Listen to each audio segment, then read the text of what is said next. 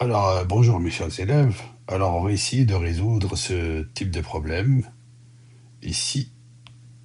Alors, le quadrilatère EFGH.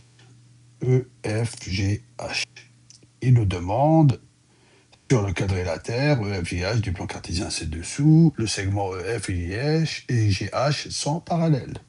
Alors, EF et GH sont parallèles.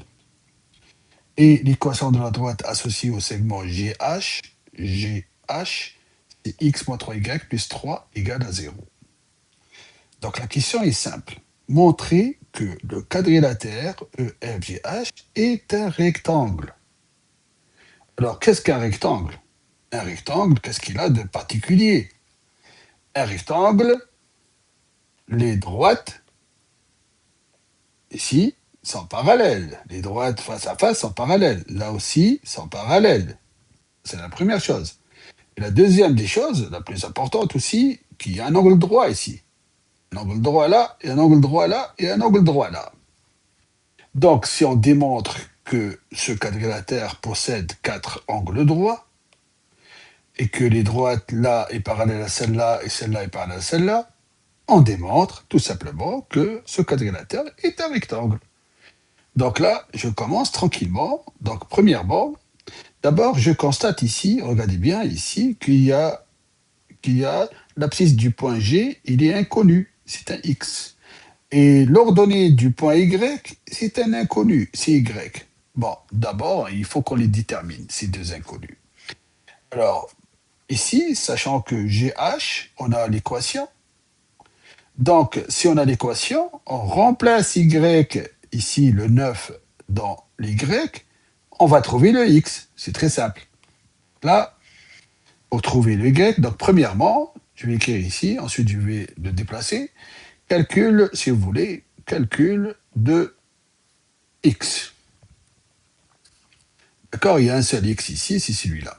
Donc là, je vais faire X moins 3.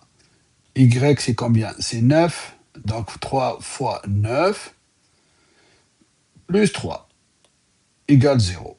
Donc X égale moins 27. Excusez, pas égal, c'est X. X moins 27 plus 3 égale à 0. Donc x égale à 27 moins 3 égale à 24. X égale 24. Voilà, x égale à 24, c'est réglé. On a trouvé le x. Déjà, on gagne des points ici. Donc là, je peux déjà écrire ici que le g, 24 et 9. C'est logique, hein? Regardez bien ici. Ici, c'est 21. X égale à 21 là, là. Là, le x est plus grand que 21, donc c'est 24. C'est logique.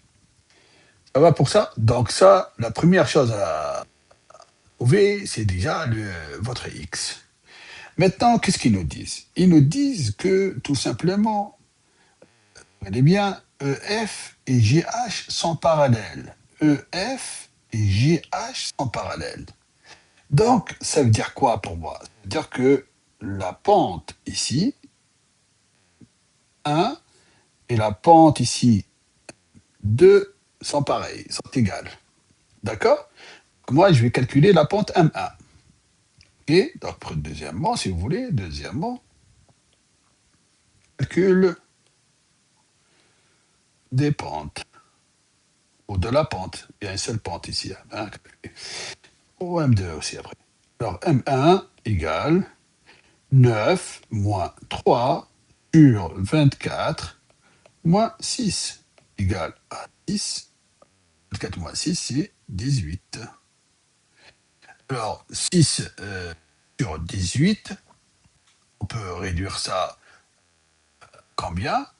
Donc, 1 sur 3. D'accord? 1 sur 3. 1 égale 1 tiers. C'est très important. Voilà. Et maintenant, puisque le calcul de M2, là, le calcul de Y, alors on calcule, troisièmement, calcul de Y. Calcul de Y. Alors, comment je calcule le Y? Comment je calcule le Y? Eh bien, la pente ici, la pente, c'est 18 moins Y sur 21 sur 3. Mais elle est égale à un tiers, parce que les deux droites sont parallèles. Donc là, je vais faire M2 égale 18 moins Y sur 21 moins 3. Alors là, 18 moins Y, 18 moins Y, sur 21 moins 3, 21 moins 3, c'est 18.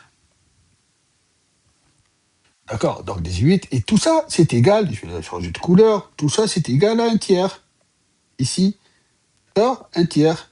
D'accord? Ils ont la même pente. Donc là, je vais faire le produit croisé. Je vais faire le produit croisé, c'est-à-dire ça là, 18 fois 1 égale à 3 fois 18. N'oubliez pas, c'est entre parenthèses ici. Donc 18 fois 1 égale 3, 18 moins Y. N'oubliez pas, je distribue le 3 ici. Ok. Donc là, 18 égale, non, 3, 18, ça fait 54. 54 moins 3Y. Alors là, j'isole le Y. Donc le 3Y égale, voilà, 54 18. Moins 18 ici, c'est égal à 36. Donc 3Y égale à 36. Je divise par 3. C'est égal à 12. Là, je divise par 3 pour trouver le Y. Je divise par 3 et par 3. Et donc, Y égale à 12. Égale à 12. Voilà, on a trouvé le Y. Et ça va nous aider énormément. Ici, ça va être E égale à 3, 12. Voilà. Donc, on a les pentes. Donc, les pentes ici, c'est égal à un tiers et un tiers. OK. La pente ici, maintenant, on va chercher une autre pente ici, qu'on va l'appeler M3.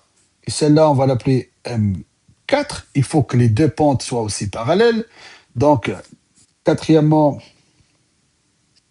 calcul des pentes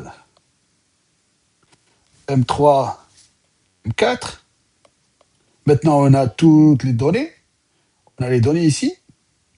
Donc, M3, M3 égale, M3 est égal à 18 moins 9, 18 moins 9, 18 moins 9 sur, sur 21 moins 24. Sur 21 moins 24. 21 moins 24 égale, alors 9 sur moins 3.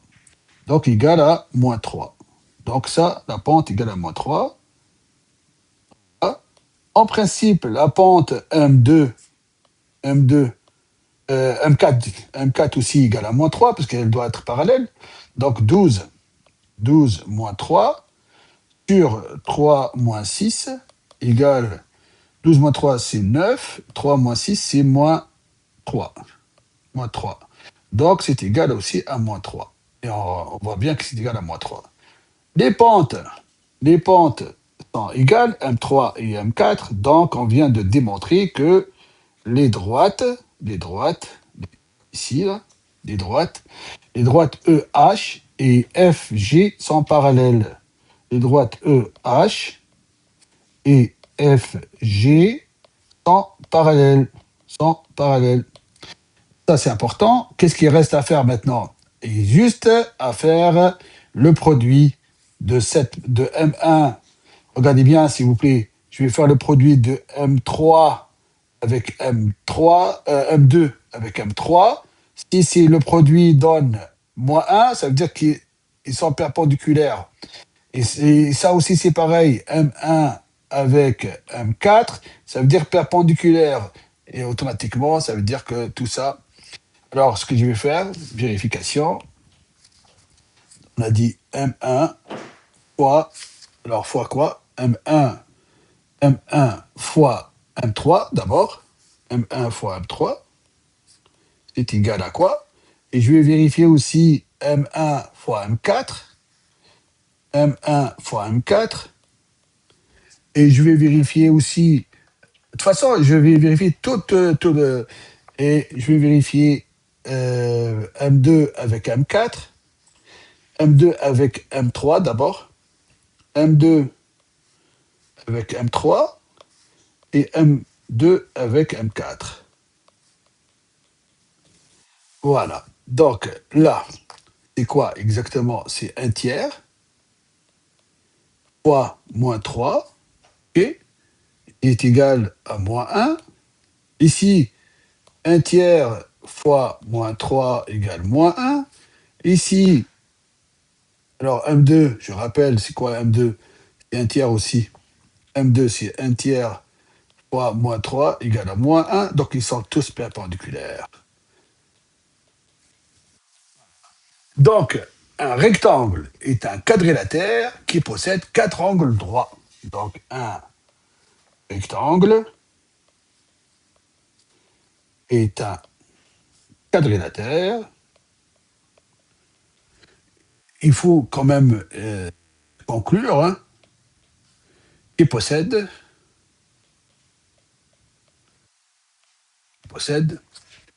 quatre angles droits. Quatre angles droits. Voilà. Et donc, par conséquent, et donc, E, F, G, H est un rectangle. Et voilà. Pas que vous avez compris, bien sûr, parce qu'il possède quatre angles droits. Et c'est ce qu'il fallait démontrer. Donc, c'est une affaire de démonstration seulement avec les pentes. Il n'y a aucune distance à calculer. Surtout pas. Il ne faut pas calculer les distances parce que ça ne sert à rien. C'est pas parce qu'ils ont les mêmes distances qu'ils vont être parallèles. Non. C'est les pentes qui vont dire qu'ils sont parallèles ou pas. Donc, les élèves qui calculent les distances, ils ont tort. Ça ne sert à rien parce que ils peuvent avoir les mêmes distances, mais ils ne sont pas parallèles. Là aussi, les mêmes distances, mais ils ne sont pas parallèles. Donc voilà le problème en entier. C'est le problème 38 que vous pouvez faire et que vous pouvez conclure. Donc n'oubliez pas, s'il vous plaît, la démarche, ça compte énormément. Donc les calculs, tout ça, premièrement, deuxièmement, troisièmement, tout ça est calculé. Merci et ciao, ciao.